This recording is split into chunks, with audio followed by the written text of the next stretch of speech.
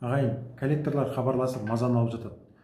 Туған туысқандарға хабарласады, ауыздарына келгенін айтып жатады, дөрекі сөздер айтып жатады. Сондай кезде қан қарайып, не істерлеріңізді білмей жатасыздар. Мұндайда не істеу керек? Шағымдануға бола ма? Қайда шағымдану керек? Шағымдануға болады. Шағымдану үшін біріншіден қаржыны реттеу агенттігіне жазуға болады. Сосын ішкі істер органдарына жазуға болады. Олармен сөйлескен кездегі әңгімені жазбаға жазып алыңыздар. Қазір қосымшалар бар, арнайы осындай сөйлескен кезде бәрін жазып отыратын. Неге осы дәлелдердің бәрін жинақтап, телефондардың бәрін көрсетіп, ішкі істер органдарына және қаржыны реттеу агенттігіне жазуға болады. Коллекторлық агенттік болса.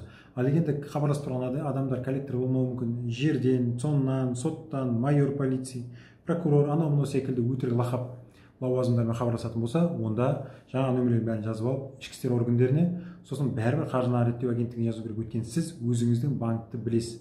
Ол банк кімге бергенін банктың өзі біледі. Ал сізге былайша айтқанда көп адам көпшілігінде банктердің коллекторға өткізген жөнінде дер кезінде хабарды алмайды. Банктер болсын, коллектор қызмет көрсету агенттіктері болсын, барлығы да заңда көрсетілген талаптарды сақтай бермейді. Көбісі. Сөйтіп адамдар кім екенін, қайдан хабарласып тұрғанын біле бермейді. Енді коллектор екеніне көзің жетсе, осындай коллекторлық агенттік деп көрсетіп тұрып жазасыз. Көзің жетпесе де жаңа қаржыны реттеу агенттігі бар. Одан кейін ішкі істер органдары бар. Неге ішкі істер органдары? Өйткені олар дөрекі сөздер айтады, ағайын туған туысқандарға дербес деректер таратады.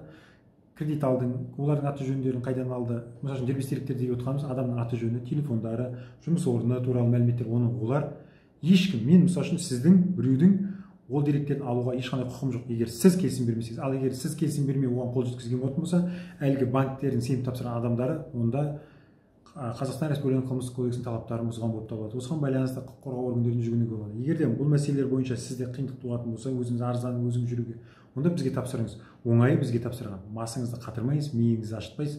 Арызды бәрін өзіміз жазамыз, қол қоюға ұсынамыз, танысасыз, көресіз. Өзіңіз ұсыныстарыңызды, пікірлеріңізді айтасыздар. Сосын біз тиісті өкілетті органдарға жібереміз, жолдаймыз, тапсырамыз. Сол ағайын, егер де осы мәселелер бойынша кеңеске жазылғандарыңыз келетін болса, кеңеске жазылыңыз, күйзелісіне араласыз. Екіншіден, осылармен күресемін дейтін болсаңыз, коллекторлармен, онда бізге хабарласыңыз.